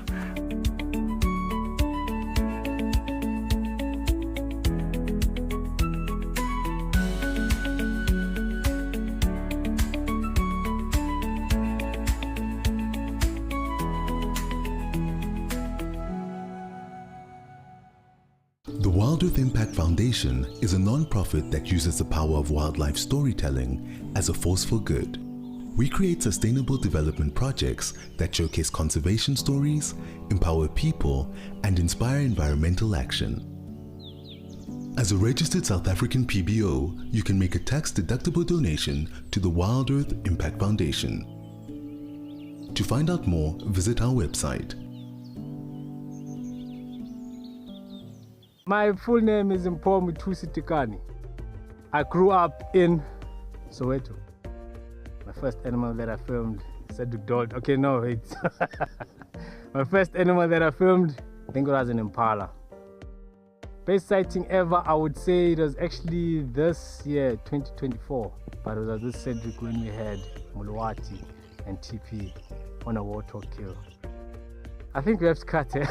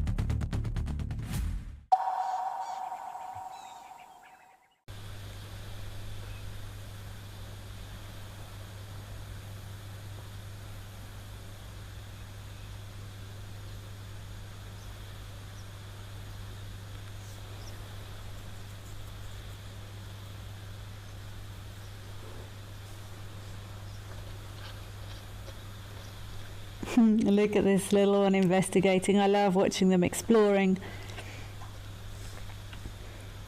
learning about their world around them. Kaz, yes, I agree. This little one is growing up very fast. And you can see as they get older, they start exploring more, spending more time away from mum. They get a little bit braver.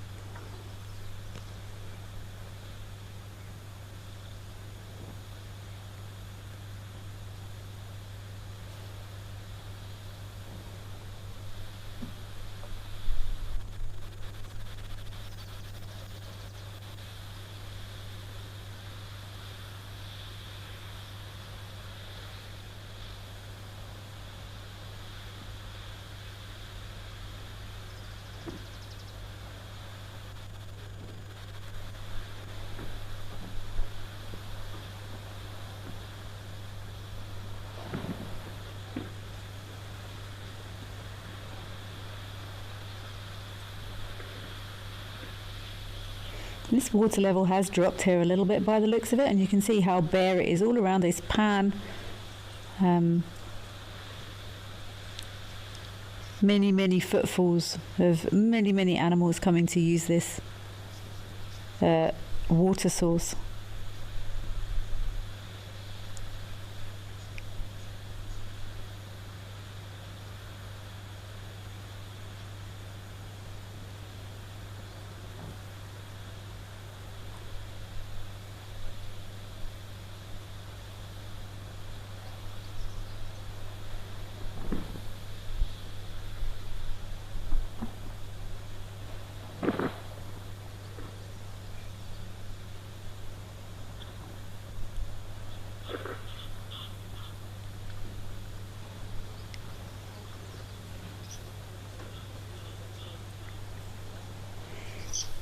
Off she goes, and I'm sure I was waiting for that. I was going to say, I was just about to say, I'm sure a little one won't be far behind her, and he's not. Let's go back to some giraffe.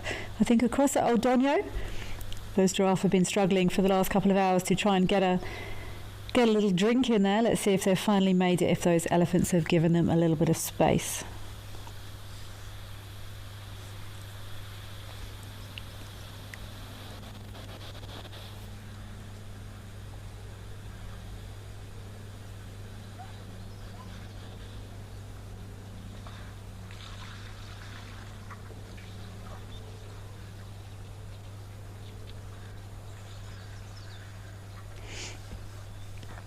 They have indeed finally given them a bit of space up there in Kenya.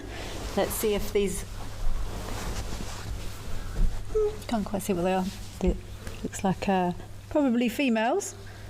These girls are going to be able to get in there and get a little drink of water finally.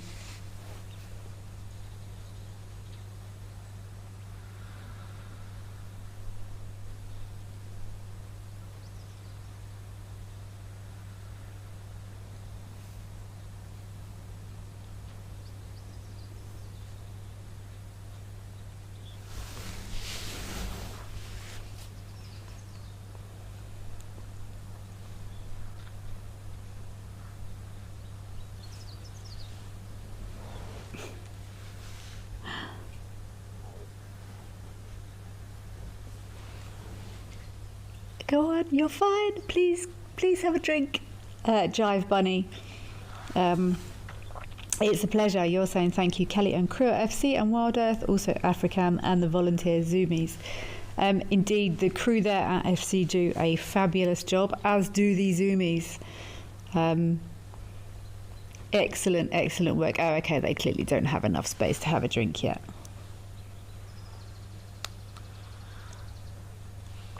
Penelope Kenyon, thank you. Wild Earth, Kelly, Zoomies and Chatters. Such an entertaining and enlightening show today. You love seeing the zebra migration. Those numbers there at Camelthorne, absolutely stunning. Oh, I almost didn't tell you my final animal name that I think should be changed. So my first one was rodeo rat instead of spring hare. And my final one that I've given much thought to is prickle pig instead of porcupine. Great chatters and thinking going on today. I hugely appreciate everyone's input. It's great to get the old grey matter going a little bit.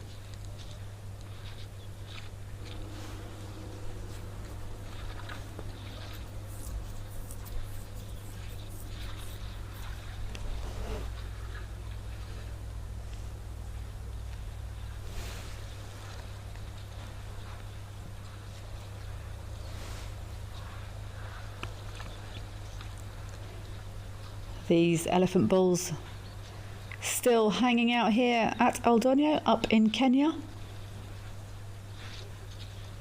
All quite peaceful for now.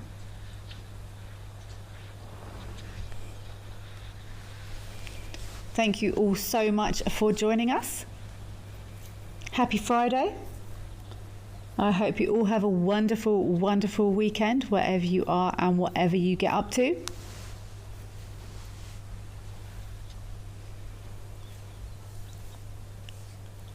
I really hope you will join us all again soon on these fabulous cameras.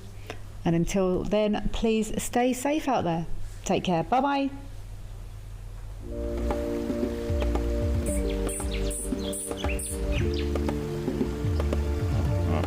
Welcome to Safari Spotlight, a journey to South Africa's wildlife wonders. Join us on an exciting virtual safari to relax, learn, and be inspired. Discover stunning landscapes, come to know our iconic animal stars, and witness profound moments in conservation. If you'd like to plan a safari adventure to these magnificent wildlife places,